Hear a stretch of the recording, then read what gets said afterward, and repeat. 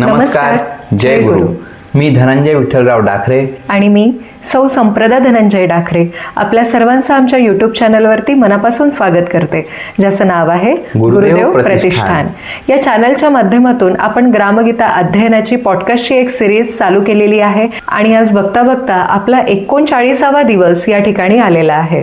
आणि आपण 39व्या दिवशी ग्रामगीतेतील 39वा अध्याय बघणार आहोत, भूवैकुंठ. हा अध्याय आदर्श जीवन पंचकातील आहे. वंदनीय राष्ट्रसंत श्री तुकडोजी महाराजांनी या अध्यायाचे आदर्श म्हणून पूज्य श्री महात्मा गांधी यांची प्रतिमा त्या ठिकाणी ठेवलेली आहे आणि त्यासोबतच संपूर्ण अध्यायामध्ये एकूण 135 ओव्या त्यांनी लिहिलेल्या आहेत. चला तर मग श्रोते मंडळी, हा अध्याय नीटपणे समजावून घेण्याचा प्रयत्न करूया. राष्ट्रसंत तुकडोजी महाराजांच्या ग्रामगीतेमधील 39वा अध्याय, भूवैकुंठ म्हणजे पृथ्वीवरचा स्वर्ग. बरोबर. आणि हे फक्त एक काव्यात्मक वर्णन नाहीये, हा एका संपूर्ण सामाजिक, आर्थिक आणि राजकीय व्यवस्थेचा आराखडा आहे. हो, आज आपण या अध्यायाच्या खोलात जाऊन हेच समजून घेणार आहोत की तुकडोजी महाराजांना अपेक्षित असलेलं हे आदर्श गाव कसं असेल, तिथले नियम काय असतील आणि सर्वात महत्त्वाचं म्हणजे या विचारांमागे कोणती मूळ प्रेरणा आहे. चला, या विलक्षण कल्पनेचा सखोल अभ्यास करूया. अध्यायाची सुरुवातच एका मूलभूत प्रश्नाने होते, खरा स्वर्ग कुठे आहे? तर जिथे लोक समाधानी आहेत, जिथे द्वेष, मत्सर नाही आणि सगळे बंधुभावाने राहतात. हो, गरीब श्रीमंत, उच्च नीच असा भेद नाही. पण हे ऐकल्यावर मला नेहमी वाटतं की ही तर एक आदर्शवादी कल्पना आहे, जी प्रत्यक्षात येणं म्हणजे शक्य आहे का? आणि बरोबर याच मुद्द्यावर तुकडोजी महाराज आपल्याला पकडतात. ते म्हणतात की पुराणांमध्ये, ग्रंथांमध्ये स्वर्गाचं वर्णन वाचून आपलं मन तल्लीन होतं, पण तेच गुण आपण आपल्या गावात, आपल्या जीवनात का आणू शकत नाही? बरोबर. आपण फक्त सत्ययुगाच्या कथा ऐकत बसतो आणि आपल्या जुन्या, चुकीच्या प्रथांना कवटाळून बसतो. त्यामुळे समाजाच्या व्यथा कशा दूर होतील? म्हणजे हा एक थेट सवाल आहे. देवाचा अवतार होण्याची वाट पाहण्यापेक्षा किंवा कोणत्या तरी काल्पनिक स्वर्गाची स्वप्न पाहण्यापेक्षा आपणच कने पुढाकार घ्यायचा. अगदी. आपल्याच गावाला वैकुंठपुरी का बनवणे, हा विचारच खूप शक्तिशाली आहे. अगदी. ते म्हणतात की वैकुंठाचा प्रेमानंद आणि सत्ययुगाचा समतावाद आपल्याच गावात सिद्ध करणं हे प्रत्येकाचं कर्तव्य आहे. ही जबाबदारी देवावर किंवा नशिबावर ढकलून चालणार नाही. ही एक प्रकारची त्याला आध्यात्मिक क्रांती आहे, जिची सुरुवात स्वतःपासून आणि आपल्या गावापासून करायची आहे. ही वैकुंठपुरीची कल्पना ऐकायला खूप प्रेरक आहे, पण खरा प्रश्न हा आहे की हे प्रत्यक्षात साधणार कसं? विशेषतः आर्थिक आणि सामाजिक स्तरावर इतकी टोकाची समानता आणायची म्हणजे नेमके काय नियम असतील? कारण बोलणं सोपं आहे, पण ते प्रत्यक्षात उतरवणं. त्यासाठी त्यांनी अतिशय स्पष्ट आणि कठोर नियम सांगितले आहेत. या व्यवस्थेचा पाया आहे जे एकास तेची सकळांच. जे एकास तेची सकळांच. हो, म्हणजे जे एकाला मिळेल तेच सर्वांना मिळेल. माणसाची ओळख त्याच्या गुणांवरून होईल, त्याच्या जातीवरून किंवा संपत्तीवरून नाही. जीवनाचा अधिकार सर्वांना समान असेल. आणि ही आर्थिक समानता किती टोकाची आहे हे पाहण्यासारखं आहे. हो. प्रत्येकाने आपल्या शक्तीनुसार काम करायचं आणि गरजेनुसार सर्वांना समान सुख मिळावं असं म्हटलंय. हो. म्हणजे गावात एक वार्षिक अंदाजपत्रक असेल, ज्यात प्रत्येकाच्या अन्न, वस्त्र, निवारा आणि इतर गरजांची तरतूद केली जाईल. आणि यात कुठेही वैयक्तिक नफा किंवा वैयक्तिक संपत्ती ह्याला काही स्थानच नाही. वेगळं वैभव, वेगळी मालमत्ता किंवा कोणासाठी विशेष चोचले या गोष्टींना पूर्णपणे नकार आहे.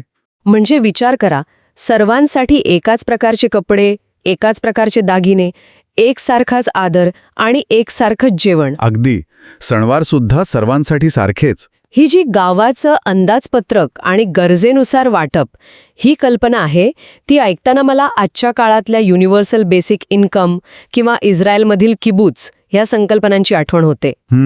अर्थात तुकडोजी महाराजांचा विचार पूर्णपणे भारतीय आणि आध्यात्मिक पार्श्वभूमीवरचा आहे, पण मूळ कल्पना तीच आहे की नाही, समूहाने उत्पादन करायचं आणि प्रत्येकाच्या गरजेची काळजी घ्यायची. तुम्ही खूप महत्वाचा मुद्दा मांडला, पण इथे एक फरक आहे.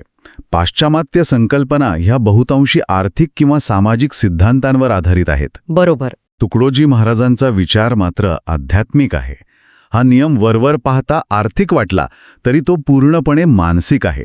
ते इथे फक्त संपत्तीचं वाटप करत नाहीयेत, तर ते माणसाच्या मनातल्या माझेपणाच्या भावनेवरच थेट हल्ला करत आहेत. माझेपणाच्या भावनेवर? हो. माझी संपत्ती, माझी प्रतिष्ठा ही भावनाच जर काढून टाकली तर मत्सर, स्पर्धा आणि त्यातून येणारा संघर्ष आपोआपच संपेल. हा त्यामागचा गाभा आहे. या सगळ्या मोठ्या आर्थिक आणि सामाजिक नियमांमध्ये एक छोटासा पण माझ्या मते सर्वात जास्त परिणामकारक नियम दडलेला आहे.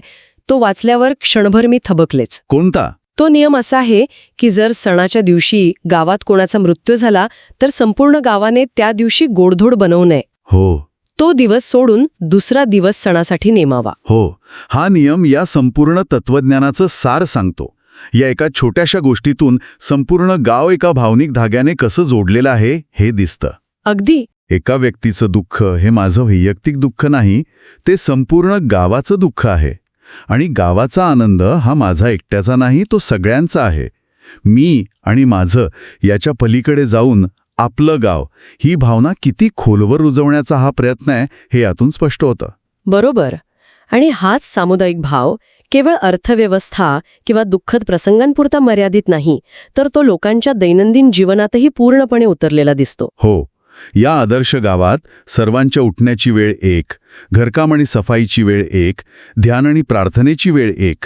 आणि हे सर्व कार्यक्रम सामुदायिक असतील. सामुदायिक. हो. शिक्षण सर्वांसाठी समान असेल, पण प्रत्येकाच्या योग्यतेनुसार. म्हणजे प्रत्येकाला शिकण्याची संधी मिळेल, पण ज्याची जी क्षमता आहे त्यानुसार त्याला पुढे शिक्षण दिले जाईल. आरोग्य व्यवस्था आणि स्त्री पुरुषांच्या उन्नतीची संधी सुद्धा सारखीच असेल. आणि लग्न समारंभाबद्दलची कल्पना तर मला खूपच क्रांतिकारी वाटली. हो. सामुदायिक पद्धतीनेच होतील. तिथे तिथी, मुहूर्त, पत्रिका याला काहीही महत्त्व नसेल. वर्षातील सर्व लग्न, मग ती 10 असोत किंवा 100, एकाच दिवशी एकाच ठिकाणी, म्हणजे गावाने ठरवलेल्या विवाहस्थानी केली जातील. हो, कारण यामागेही तोच खोल विचार आहे. लग्न हा वैयक्तिक प्रतिष्ठेचा किंवा दिखाव्याचा सोहळा न राहता तो एक सामाजिक आणि सात्विक विधी बनावा. म्हणजे खर्च टाळण्यासाठी. हो, लग्नावर होणारा अनावश्यक वैयक्तिक खर्च टाळला तर तोच पैसा गावाच्या विकासासाठी म्हणजे ग्रामोद्धारासाठी वापरता येईल. गावात एक सामुदायिक विवाहस्थळ असेल, जिथे सर्व भांडी-कुंडी आणि इतर साहित्य उपलब्ध असेल.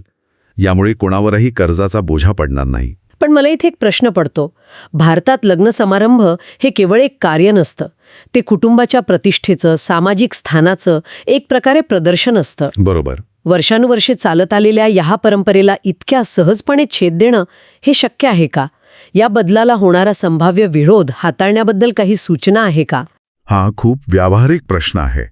ग्रामगीतेत थेट या विरोधाबद्दल लिहिलेलं नसलं तरी या संपूर्ण योजनेचा पायाच समर्पण आहे. समर्पण? हो, जेव्हा लोक स्वेच्छेने माझं कुटुंब या संकल्पनेच्या पलीकडे जाऊन आपलं गाव या भावनेला स्वीकारतील, तेव्हाच हे शक्य होईल.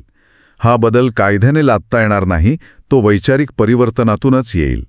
जेव्हा लोकांना पटेल की वैयक्तिक दिखाव्यापेक्षा सामुदायिक हित मोठा आहे, तेव्हा हा बदल आपोआप घडेल. इतकंच नाही तर कुटुंब नियोजन आणि मुलांच्या संगोपनावरही यात विचार केलेला दिसतो. हो. कुटुंबात 3 पेक्षा जास्त मुले नसावीत यावर भर दिलाय. आणि मुलांच्या संगोपनाची जबाबदारी ही फक्त आई-वडिलांची नाही, तर संपूर्ण गावाची असेल. हो, आणि हे खूप महत्त्वाचं आहे. गावातील वयस्कर आणि प्रेमळ स्त्रिया लहान मुलांची काळजी घेतील, जेणेकरून त्यांचे आई-वडील शेती किंवा इतर श्रमाची कामं पूर्ण क्षमतेने करू शकतील. अच्छा. इथे एक वाक्य खूप मोलाचं आहे. संतती आणि संपत्ती ही गावाची ठेव समजावी. गावाची ठेव. हो, म्हणजे माझं मूल किंवा माझी संपत्ती अशी वैयक्तिक मालकीची भावनाच ठेवायची नाही. मुलं ही संपूर्ण गावाची जबाबदारी आहेत आणि संपत्ती ही संपूर्ण गावाची आहे. प्रत्येक गोष्टीतून मी किंवा माझं कुटुंब या संकल्पनेला छेद देऊन आम्ही आणि आपलं गाव ही भावना रुजवण्याचा हा एक सातत्यपूर्ण प्रयत्न आहे. ठीक आहे. म्हणजे नियम तयार आहेत, दैनंदिन जीवन कसं असेल हे ठरलं आहे, पण कोणताही समाज केवळ नियमांवर चालत नाही. नाही. हे नियम पाळले जात आहेत की नाही, गावात शांतता आणि सुव्यवस्था आहे की नाही, हे पाहणारी एक यंत्रणा लागते. तर या न्याय आणि सुरक्षा व्यवस्थेबद्दल ग्रामगीतेत काय म्हटलं आहे? इथे ही कल्पना खूप वेगळी आहे. पहिली गोष्ट म्हणजे ही यंत्रणा बाहेरून आलेली पोलीस किंवा कोर्ट कचेरी नाही. मग कोण आहे? संपूर्ण गावच ती यंत्रणा आहे. प्रत्येकजण एकमेकांचं पहारेकरी आणि मदतनीस आहे. गावात कोण बेरोजगार आहे, कोण व्यसनाच्या आहारी गेलंय, कोण कोणाचा छळ करतोय, यावर संपूर्ण गावाची नजर असेल. यात एक विचार मला खूप आवडला. तो असा की एका व्यक्तीच्या चुकीच्या वागण्याने म्हणजे समजा दारू पिण्याने संपूर्ण गावाची बदनामी होते. हो बरोबर. त्या गावातले लोक दारुडे आहेत असं म्हटलं जातं. त्यामुळे ती चूक वैयक्तिक राहत नाही, ती सामाजिक बनते. अगदी. म्हणून व्यसनांना गावात प्रवेशच नसेल आणि मनोरंजनाच्या नावाखाली तमाशा किंवा इतर चुकीच्या गोष्टींना प्रोत्साहन दिलं जाणार नाही. त्याऐवजी भजन, कीर्तन, व्यायाम, खेळ यांसारख्या विधायक गोष्टींवर भर दिला जाईल. पण तरीही हे सर्व व्यवस्थापन कोण पाहणार? त्यासाठी कोणीतरी लागेल ना? हो, तर त्यासाठी समिती किंवा पंचायतची कल्पना मांडली आहे. आणि ही पंचायत कशी असेल हे या व्यवस्थेचं हृदय आहे. म्हणजे ह्या पंचांची निवड कशी होईल? त्यांचे अधिकार काय असतील? कारण इथेच सत्ता केंद्रित होऊन सगळी व्यवस्था बिघडण्याचा धोका असतो. अगदी बरोबर. आणि म्हणूनच पंचांच्या निवडीचे निकष अत्यंत कठोर आहेत. पंच म्हणून अशाच लोकांची निवड केली जाईल ज्यांनी आपलं तन, मन आणि धन गावासाठी समर्पित केलं आहे. तन, मन, धन. हो, जे प्रामाणिक, निस्वार्थ आणि न्यायनिष्ठ आहेत. गावातील सर्व आर्थिक व्यवहार, व्यापार, खरेदी विक्री हे पंच पाहतील. त्यामुळे इतर गावकरी चिंतेपासून मुक्त होऊन फक्त आपापलं काम करतील. पण मग हे पंच गावाचे मालक बनणार नाहीत का? अमर्याद अधिकार त्यांच्या हातात एकवटणार नाहीत का? नाही. कारण ग्रामगीता स्पष्ट सांगते की पंच हे गावाचे मालक नसून लोकसेवेचे जबाबदार कारभारी असतील. जबाबदार कारभारी. हो, त्यांचा शब्द वेद प्रमाण मानला जाईल, पण तो अधिकाराच्या जोरावर नाही, तर त्यांच्या त्यागाच्या आणि निस्वार्थ सेवेच्या आधारावर. पंचांचे गुण काय असावेत हे फार सुंदर सांगितले आहे. काय आहेत ते? जो इतरांपेक्षा जास्त काम करणारा आहे, जो आचारशील आहे आणि ज्याला संडास सफाईसारख्या कामाचीही लाज वाटत नाही, तोच गावाचा अधिकारी होईल. वा. म्हणजे नेतृत्व हे पद किंवा अधिकारावर नाही, तर सेवा आणि त्यागावर आधारित आहे. म्हणजे ज्याच्यात स्वार्थत्याग आणि धाडस आहे तोच नेता. ही नेतृत्वाची व्याख्याच पूर्णपणे बदलणारी आहे. पण यात एक मोठा धोक्याचा इशाराही दिला आहे, नाही का? हो. जर सेवेची भावना नसलेले स्वार्थी लोक पंच म्हणून निवडले गेले तर ही संपूर्ण आदर्श योजना उद्ध्वस्त होऊ शकते. हो, आणि हा या योजनेतील सर्वात मोठा आणि खरा धोका आहे. तुकडोजी महाराज हे जाणून होते, म्हणूनच ते म्हणतात की जर स्वार्थी लोक सत्तेत आले तर ते गावाच्या भल्यासाठी नाही, तर स्वतःच्या स्वार्थासाठी या व्यवस्थेचा वापर करतील. बरोबर. म्हणून लोकशाही म्हणजे केवळ लोकांचे राज्य नाही, तर लोकांचे हित लोकांच्याच हातून साधलं गेलं पाहिजे. आणि जर कोणी गावात वारंवार चुकीचं वागत असेल तर त्याला आधी समजावून सांगितलं जाईल, पण तरीही तो सुधारला नाही तर त्याला समाजबाह्य ठरवण्याचा किंवा गावाबाहेर काढण्याचाही अधिकार या व्यवस्थेत आहे. इतका कठोर नियम? हो, कारण एका व्यक्तीच्या स्वार्थासाठी संपूर्ण गावाची शांतता धोक्यात घालता येणार नाही.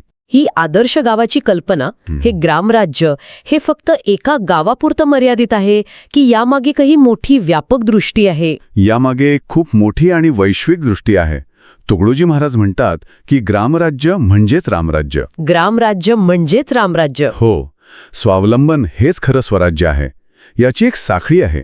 जेव्हा अशी आदर्श स्वयंपूर्ण गावं तयार होतील तेव्हा अनेक गावांचा मिळून एक प्रांत प्रभावी बनेल. प्रभावी प्रांतांमुळे देश उन्नत होईल. आणि असा उन्नत देश जगासाठी काय करेल? तो जगात शांतता प्रस्थापित करेल. कारण जो देश आतून मजबूत, समाधानी आणि नैतिक असतो तोच जगाला शांतीचा संदेश देऊ शकतो. खरंय. जो देश फक्त स्वतःच्या स्वार्थाचा विचार करतो तो जगासाठी घातक ठरतो. म्हणजे एका छोट्या गावाचा परिवर्तनातून जागतिक शांततेपर्यंत पोहोचण्याचा हा एक मार्ग आहे. आणि या सगळ्याची सुरुवात होते कुटुंब समर्पण या तत्वाने. कुटुंब समर्पण. हो, आपलं कुटुंब, आपली संपत्ती, आपलं सर्वस्व या सामुदायिक तत्वांसाठी समर्पित करण्यापासून. म्हणूनच अध्यायाच्या शेवटी ते फक्त विचार करून थांबत नाहीत, तर एक थेट आवाहन करतात. हो, ते कळकळीने सांगतात की फक्त हे वाचू नका, यावर केवळ चर्चा करत बसू नका. जर हे पटलं असेल तर आपलं सर्वस्व देऊन या आदर्श योजनेत उडी घ्या. उडी घ्या. तन, मन आणि धन या कार्यासाठी समर्पित करा. तेव्हाच ही कल्पना प्रत्यक्षात येईल आणि समाजाची तळमळ दूर होईल. हे केवळ एक पुस्तक नाही, तर कृतीची प्रेरणा आहे. तर राष्ट्रसंत तुकडोजी महाराजांच्या ग्रामगीतेतील भूवैकुंठ हा केवळ एक आध्यात्मिक अध्याय नाही, तर एका स्वयंपूर्ण, समानतेवर आधारित आणि नैतिक समाजाचा एक संपूर्ण आराखडा आहे. हो, यात अर्थव्यवस्था, समाजकारण, राजकारण आणि दैनंदिन जीवनाच्या प्रत्येक पैलूचा सखोल विचार केला आहे. निश्चितच. यात मांडलेले अनेक विचार, जसे की वैयक्तिक संपत्ती पूर्णपणे नाकारणं किंवा सामुदायिक विवाह, हे आजच्या जगात खूपच टोकाचे किंवा अव्यवहार्य वाटू शकतात. हो, ते खरंय. पण यातील मूळ भावना म्हणजेच सामुदायिक हित, निस्वार्थ सेवा आणि विषमतामुक्त समाज ही आजही तितकीच प्रासंगिक आहे. या आराखड्याकडे एक आदर्श म्हणून पाहिलं पाहिजे, ज्यातून आपण प्रेरणा घेऊ शकतो. बरोबर. तुकडोजी महाराजांनी हे सर्व वाचून, मनन करून लोकांना आपलं तन, मन, धन या कार्यासाठी समर्पित करण्याचं आवाहन केलं आहे. आणि इथेच एक विचार करण्यासारखा प्रश्न उरतो. आजच्या काळात जिथे वैयक्तिक स्वातंत्र्य, वैयक्तिक निवड आणि वैयक्तिक संपत्तीला इतकं महत्त्व दिलं जातं, त्याच जगात भूवैकुंठसारख्या संपूर्ण सामुदायिक जीवनाचा विचार प्रत्यक्षात आणण्यामधील सर्वात मोठं आव्हान कोणतं असेल? व्यक्तीचं स्वातंत्र्य आणि समूहाचं हित या दोन टोकांमध्ये समतोल साधणं शक्य आहे का? की एका आदर्श समाजासाठी व्यक्तीला आपलं स्वातंत्र्य काही प्रमाणात समर्पित करावंच लागेल, याचा विचार करायला. धन्यवाद मंडळी. तुम्ही आमचा व्हिडिओ पूर्णपणे पाहिल्याबद्दल मी तुमचे मनपूर्वक आभार व्यक्त करतो. हा व्हिडिओ जर तुम्हाला आवडला असेल तर गुरुदेव प्रतिष्ठान या चॅनलला नक्की सबस्क्राईब करा. बेल आयकॉनवरती क्लिक करा, म्हणजे नवीन नवीन व्हिडिओचे नोटिफिकेशन तुम्हाला मिळतील. त्यासोबतच लाईक आणि शेअर करा. तुम्हाला आम्हाला काही सुचवायचं असेल तर कमेंट बॉक्समध्ये कमेंट नक्की करा. आम्ही त्या कमेंटना प्रतिसाद नक्की देऊ. धन्यवाद. जय गुरु.